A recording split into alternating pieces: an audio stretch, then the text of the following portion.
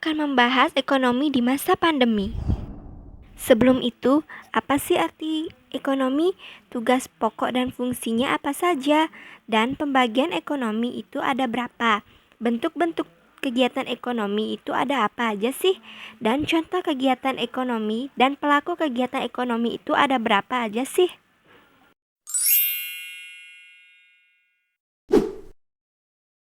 Pengertian ekonomi. Ekonomi berasal dari bahasa Yunani yaitu aikos atau aiko dan namos yang berarti peraturan rumah tangga.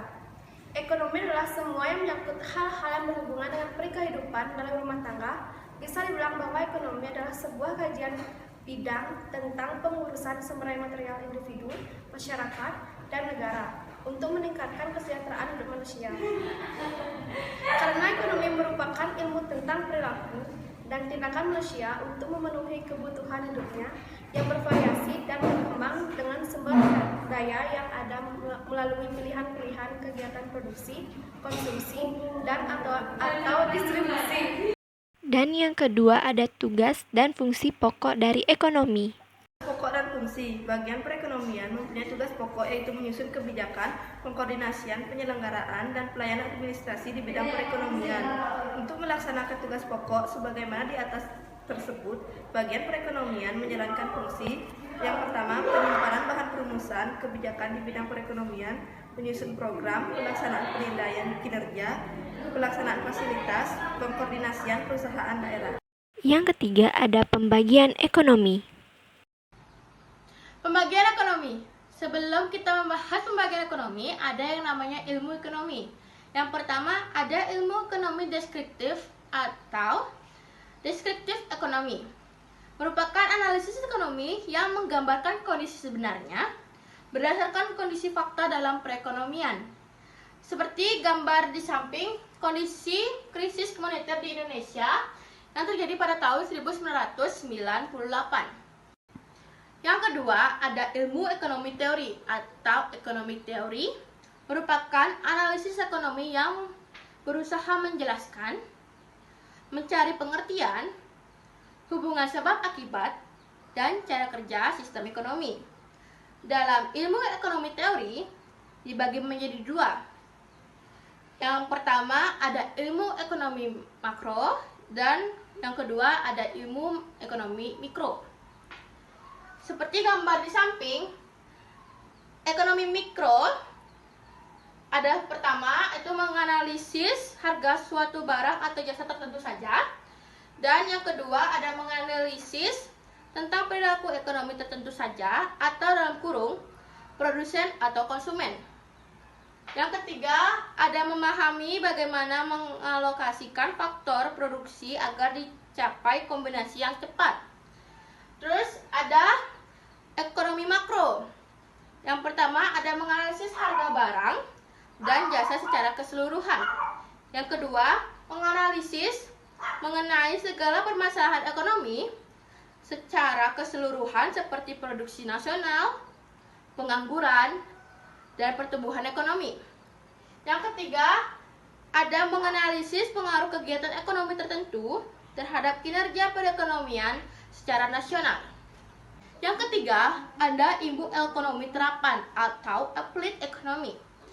Merupakan analisis ekonomi teori untuk merumuskan kebijakan-kebijakan dan pedoman yang tepat untuk menangani masalah ekonomi tertentu.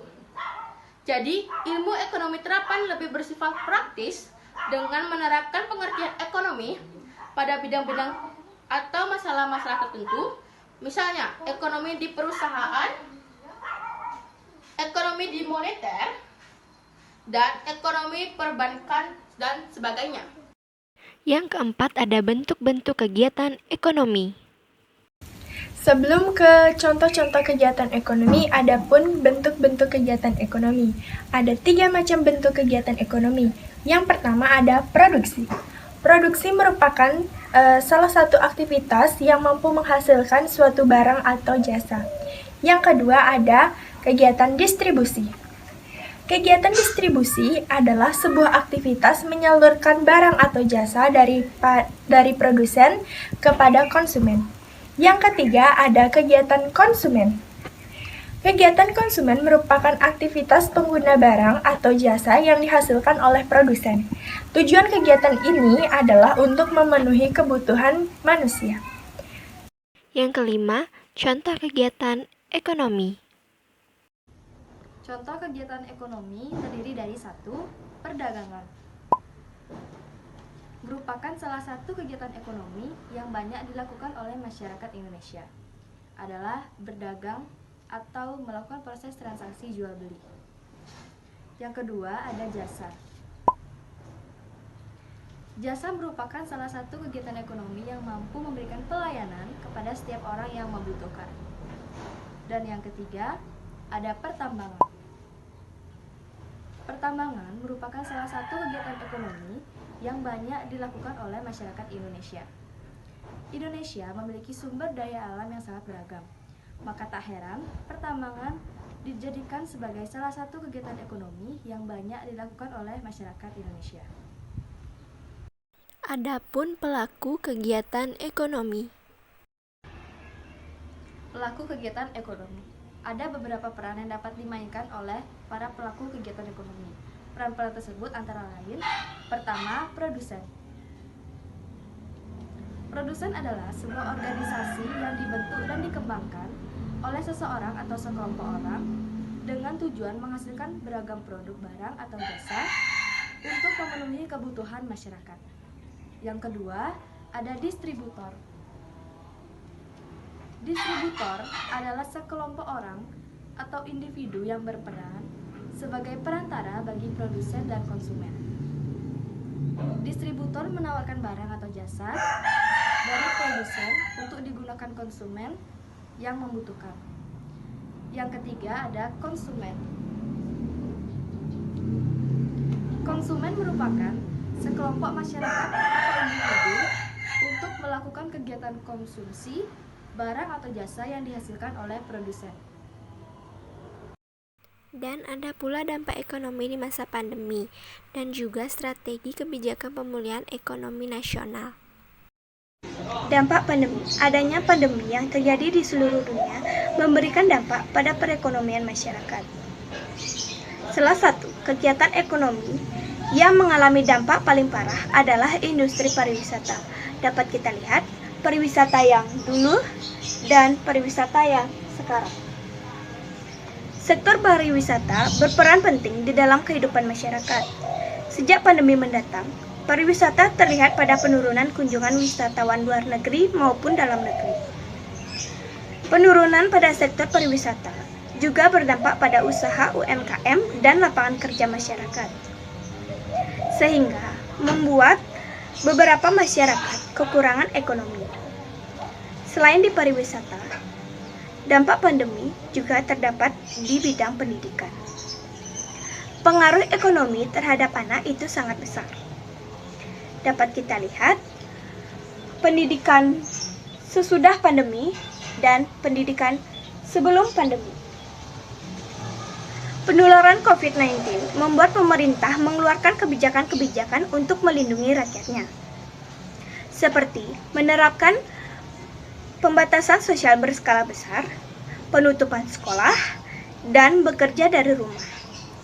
Dampak yang terjadi dalam pembelajaran daring ini sangatlah besar. Antara lain, dampak yang paling parah adalah putus sekolah karena banyak orang tua yang kehilangan pekerjaan dan penghasilannya.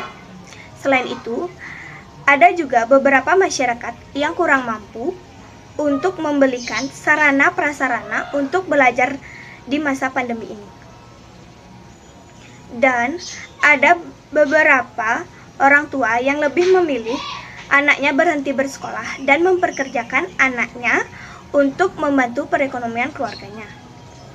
Akibat krisis ekonomi yang terjadi, selain itu, banyak orang tua yang tidak bisa melihat peranan sekolah dalam proses belajar mengajar apabila proses pembelajaran tidak dilakukan secara tatap muka.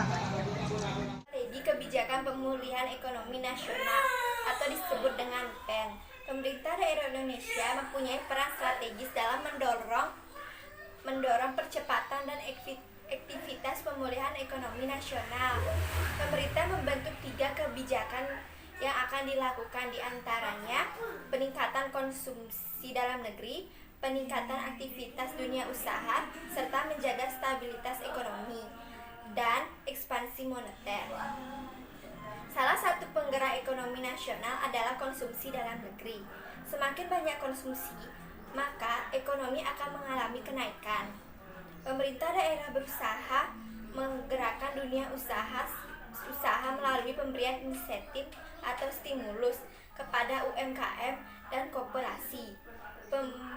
Pemerintah memberikan bantuan penundaan angsuran dan subsidi bunga kredit perbank, subsidi bunga melalui kredit usaha rakyat dan ultra mikro, penjaminan modal kerja sampai 10 miliar, dan pemberian insentif pajak, misalnya pajak penghasilan PPh pasal 21 ditanggung pemerintah.